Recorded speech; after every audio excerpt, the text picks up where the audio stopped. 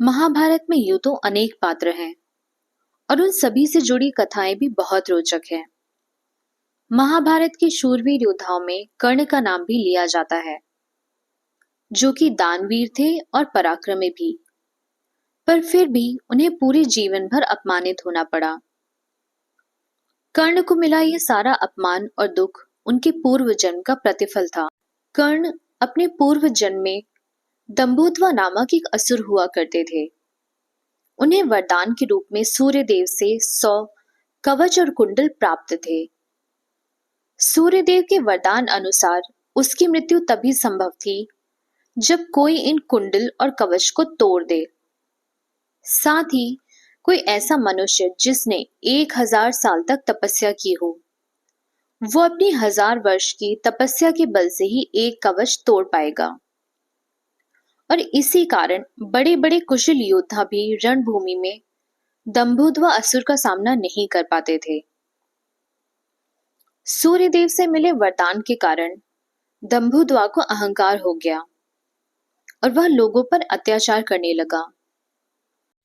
उस अभिमानी असुर के अत्याचारों से दुखी सभी लोग नर और नारायण ऋषियों के पास सहायता मांगने गए। दंभोदवा को मिले वरदान के अनुसार उसकी मृत्यु उसी मनुष्य के द्वारा हो सकती है जिसने 1000 वर्षों तक तपस्या की हो। ऋषि नर और नारायण 1000 वर्षों से तपस्या में लीन थे। सबसे पहले नर ने उस असुर से युद्ध शुरू किया और उसका एक कवच तोड़ दिया, लेकिन उसके बाद नर की मृत्यु हो गई। पर नारायण ने अपने योग तपोबल से नर को पुनः जीवित कर दिया और उसके बाद नर 1000 वर्ष की तपस्या करने के लिए चले गए। अब नारायण उस असुर से युद्ध करने लगे और उन्होंने भी एक और कवच तोड़ दिया और फिर उनकी भी मृत्यु हो गई। और तब नर ने उन्हें अपने योग के तपोबल से जीवित कर दिया।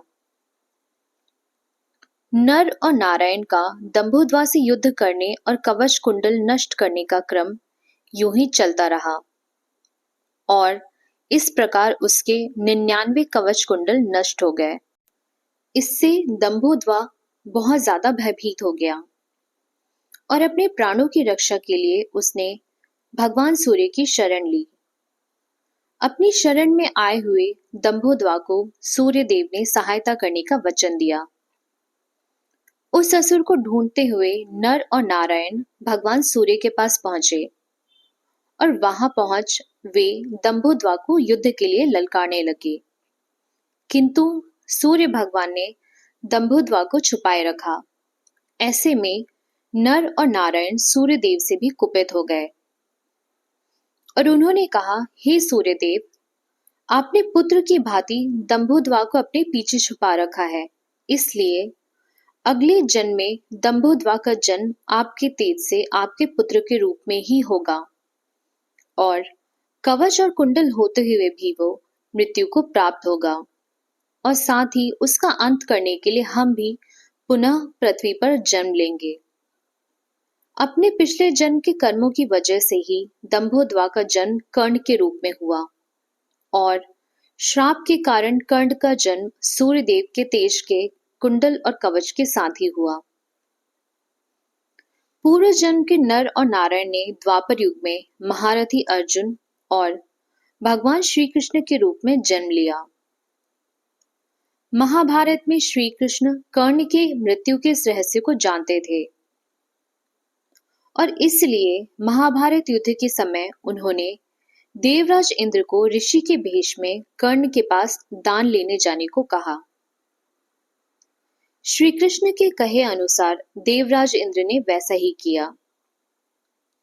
ऋषि के वेश में दान में देवराज इंद्र ने कर्ण से उसके कवच और कुंडल मांग लिए। कवच और कुंडल चले जाने से कर्ण की शक्तियां थोड़ी कम हो गई और इस प्रकार युद्ध में उसकी मृत्यु संभव हो गई। महाभारत के महायुद्ध में नारायण के रूप में श्री कृष्ण ने यह प्रण लिया था कि वे शस्त्र नहीं उठाएंगे, किंतु नर के अंश अर्जुन का उन्होंने पूरा मार्गदर्शन किया और अंत में अर्जुन के द्वारा ही कर्ण रणभूमि में निहत्था ही मृत्यु को प्राप्त हुआ। अगर आपको ये जानकारी अच्छी लगी हो तो प्लीज वीडियो को लाइक करें और मेरे चैनल को सब्सक्राइब करें। Thank you for watching.